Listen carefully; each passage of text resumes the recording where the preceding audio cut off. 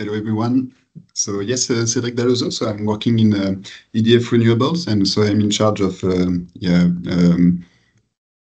R&D and innovative project dedicated to energy yield assessment, especially. So yes, I will start this presentation just to introduce a bit the EDF Renewable.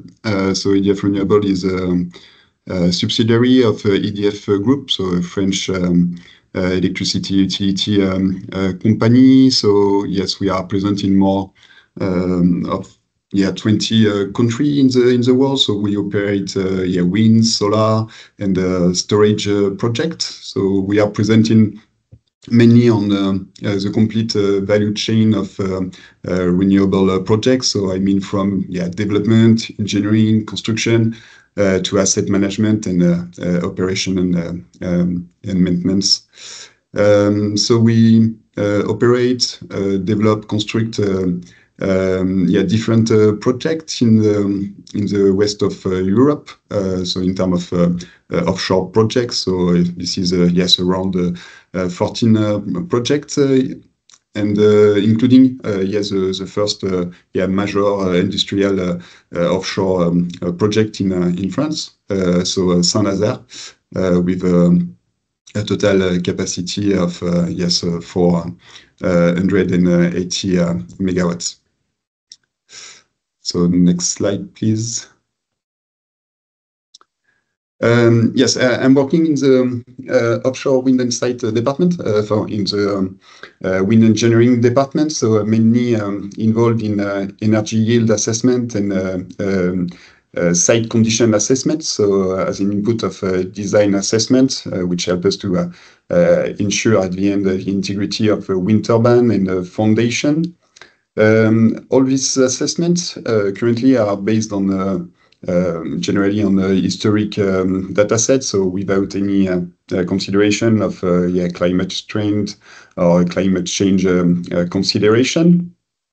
So one of our first motivation to work on climate change at the end was the latest result from the IPCC, so especially the CEMIPSIS results. So you can see, for example, there just a map of the surface wind change, and so we see some area presented as a high confidence, in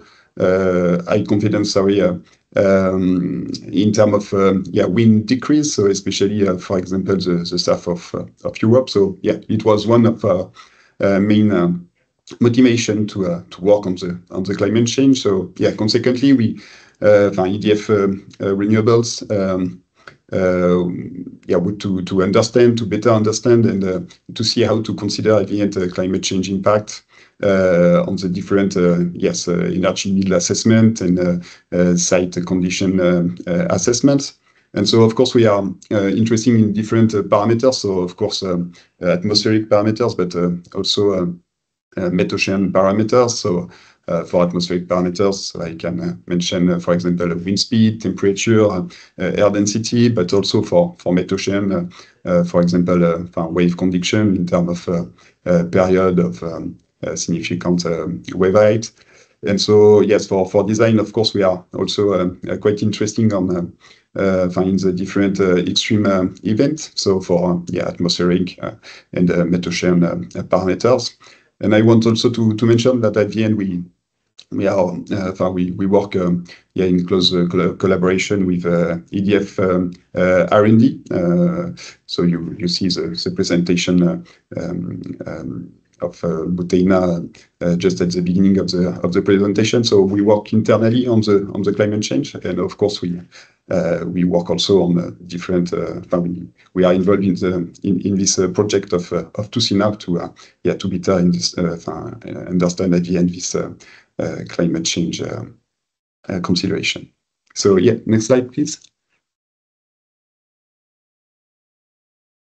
It was quite important for us to follow the TUSINAP project, so which give us at the end some first answer regarding climate change impact, so especially on the energy yield assessment and site conditions. So of course for offshore, so as I mentioned before, we are quite well involved in different offshore projects. So it was quite interesting for us to have a project dedicated to offshore. So not only on atmospheric condition, but also on metocean condition. And so also, of course, based on the latest or state-of-art semi-psit dataset and results. And finally, we have access to different quite important results. So in terms of only understanding, so just to understand how to process at the end this climate change impact assessment. So understand how to, for example, to manage downscaling process, how to select the different reanalysis. Also to understand what could be at the end the different impact of all these different parameters. And so finally we had access to different results. So for a quite large panel of climate model, so downscale climate model, so with a bias correction of this different model. And so we have access to different results in terms of time series. So for wind, for metocean parameters, and also for energy yield assessment. And so it was quite important for us also to have access of and to understand at the end what could be at the end the spread and the distribution of these different results. So yes, I just